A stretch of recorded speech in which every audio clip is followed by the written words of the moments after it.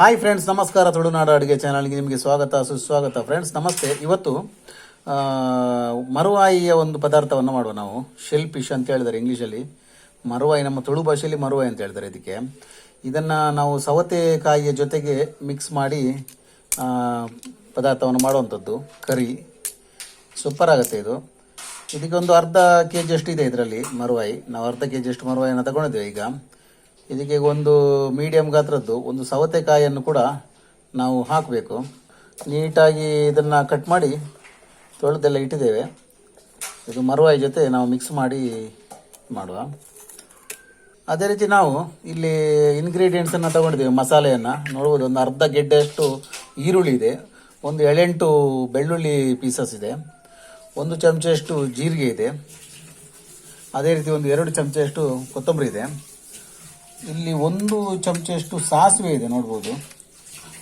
1 ಚಮಚದಷ್ಟು ಸಾಸಿವೆ ಇದೆ, ಒಂದು ಅರ್ಧ ಚಮಚದಷ್ಟು ಅರಶಿನ ಹುಡಿ, ಒಂದು ಸ್ವಲ್ಪ ಹುಳಿ, ನಂತರ ಒಂದು 7-8 ಇದು ಬ್ಯಾಡಿಗೆ ಮೆಣಸನ್ನು ತಗೊಂಡಿದ್ದೇವೆ. ಒಂದು 7-8 ಪ್ರಮಾಣದಲ್ಲಿ ಇದೆ. ಖಾರ ಜಾಸ್ತಿ ಬೇಕಿದ್ದವರು ಖಾರ ತಗೊಳ್ಬೋದು, ತೊಂದರೆ ಇಲ್ಲ. ನಾವು ಸ್ವಲ್ಪ ಖಾರ ಕಡಿಮೆ ತಗೊಂಡಿದ್ದೇವೆ ಇಲ್ಲಿ. ಓಕೆ, ಅದೇ ರೀತಿ ಒಂದು ಮೀಡಿಯಂ ಗಾತ್ರದ್ದು ತೆಂಗಿನಕಾಯಿ ಇದೆ. ಮೀಡಿಯಂ ಗಾತ್ರದ ತೆಂಗಿನಕಾಯಿ, ಸ್ವಲ್ಪ ತೆಂಗಿನಕಾಯಿ ಇದ್ರೆ ಒಳ್ಳೇದೇ. ಇದು ಜಾಸ್ತಿ ಆದರೂ ಕೂಡ ಒಂದು ಮೀಡಿಯಂ ಗಾತ್ರದ ತೆಂಗಿನಕಾಯಿ ನೀಟಾಗಿ ಕೊರೆದು ಇಲ್ಲಿ ಇಟ್ಟಿದ್ದೇವೆ. ಈಗ ಇದನ್ನೆಲ್ಲ ಮೊದಲನೇದಾಗಿ ನಾವು ರುಬ್ಲಿಕ್ಕೆ ರೆಡಿ ಮಾಡೋಣ. ಓಕೆ, ನಾವು ಮೊದಲನೇದಾಗಿ ನಾವು ತಗೊಂಡಿರುವಂಥ ಎಲ್ಲ ಮಸಾಲೆಯನ್ನು ನಾವು ಇಲ್ಲಿ ರುಬ್ಬಿಕೊಳ್ಳುವ. ತೆಂಗಿನಕಾಯಿಯನ್ನು ಮೊದಲು ಇಲ್ಲಿ ಸೇರಿಸ್ಕೊಂಡಿದ್ದೇವೆ ಮಿಕ್ಸರ್ ಜಾರಿಗೆ. ನಾವು ತೆಂಗಿನಕಾಯಿಯನ್ನು ಆ್ಯಡ್ ಮಾಡಿದ ನಂತರ ಇಲ್ಲಿ ಕೊತ್ತಂಬರಿಯನ್ನು ಕೂಡ ಹಾಕುವ ಮಿಕ್ಸಿ ಜಾರಿಗೆ. ನಾವು ಇವತ್ತು ಈ ಮಸಾಲೆಯನ್ನೆಲ್ಲ ಯಾವುದು ಹುರಿದಿಲ್ಲ, ಡೈರೆಕ್ಟಾಗಿ ಯೂಸ್ ಮಾಡುವಂಥದ್ದು. ಅದೇ ರೀತಿ ನಂತರ ಜೀರಿಗೆಯನ್ನು ಕೂಡ ಆ್ಯಡ್ ಮಾಡಿದೆ, ಸಾಸಿವೆ ಕೂಡ ಹಾಕಿದೆ ನೋಡ್ಬೋದು. ಅದೇ ರೀತಿ ನಾವು ತಗೊಂಡಿರುವಂಥ ಅರಿಶಿನ ಹುಡಿ, ನಂತರ ಹುಳಿ, ಮೆಣಸು ಎಲ್ಲವನ್ನು ಇಲ್ಲಿ ಹಾಕಿ ನಾವು ಒಂದು ಸಾರಿ ಇದನ್ನು ಗ್ರೈಂಡ್ ಮಾಡುವ. ಒಂದು ಸ್ವಲ್ಪ ನೀರನ್ನು ಹಾಕಿ, ಆದಷ್ಟು ನೈಸ್ ಆದರೆ ಒಳ್ಳೆಯದು.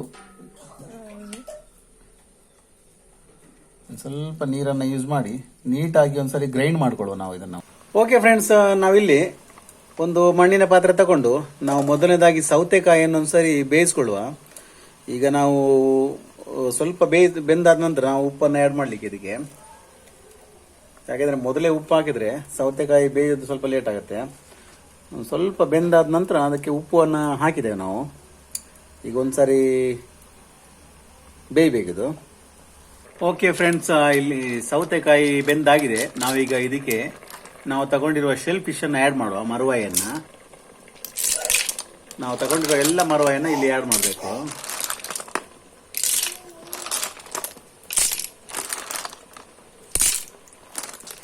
ಒಂದ್ಸಾರಿ ಮಿಕ್ಸ್ ಮಾಡಿ ಬೇಯಿಸುವ.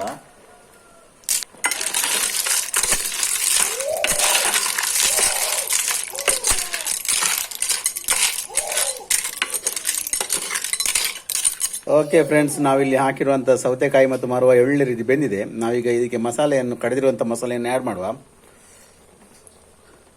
ನೋಡ್ಬೋದು, ಆದಷ್ಟು ಒಳ್ಳೆ ಮಾಡಿ ಗ್ರೈಂಡ್ ಮಾಡಿ ಇಟ್ಟಿದ್ದೇವೆ. ಅದನ್ನೀಗ ನಾವು ಇಲ್ಲಿ ಪದಾರ್ಥಕ್ಕೆ ಆ್ಯಡ್ ಮಾಡಿದ್ದೇವೆ. ಆ್ಯಡ್ ಮಾಡಿದ ನಂತರ ಒಂದು ಸ್ವಲ್ಪ ಮಿಕ್ಸ್ ಮಾಡಿ ನಾವು ಒಂದು ಕುದಿ ಬರಿಸುವ.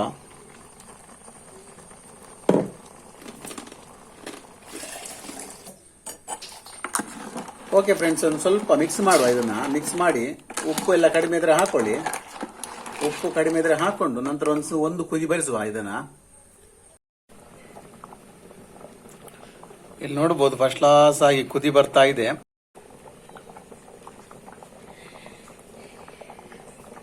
ನಾವು ಕಡಿಮೆ ಮೆಣಸನ್ನು ಯೂಸ್ ಮಾಡಿರೋದ್ರಿಂದ ಈಗ ಈ ರೀತಿ ಕಲರ್ ಬರ್ತಾ ಇದೆ. ಆದಷ್ಟು ಈ ರೀತಿ ಕಲರ್ ಬರಬೇಕು ಫ್ರೆಂಡ್ಸ್. ನೋಡಿ.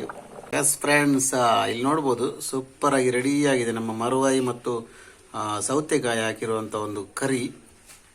ಇದೇ ರೀತಿ ಒಂದು ಸ್ಪೆಷಲ್ ಆಗಿ ನೀವು ಕೂಡ ಮಾಡಿ. ಇದೇ ರೀತಿ ಇಂಗ್ರೀಡಿಯೆಂಟ್ಸನ್ನು ಯೂಸ್ ಮಾಡಿ, ಸೂಪರ್ ಆಗುತ್ತೆ. ಈ ಒಂದು ವಿಡಿಯೋ ನಿಮ್ಗೆ ಇಷ್ಟ ಆದರೆ ದಯವಿಟ್ಟು ಲೈಕ್ ಮಾಡಿ, ಶೇರ್ ಮಾಡಿ, ಕಮೆಂಟ್ ಮಾಡಿ. ಅದೇ ರೀತಿ ನಮ್ಮ ತುಳುನಾಡು ಅಡುಗೆ ಚಾನಲ್ ಸಬ್ಸ್ಕ್ರೈಬ್ ಮಾಡಿ.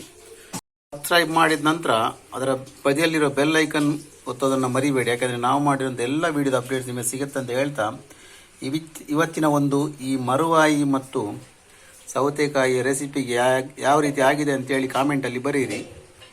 Thank you very much. Vande Mataram.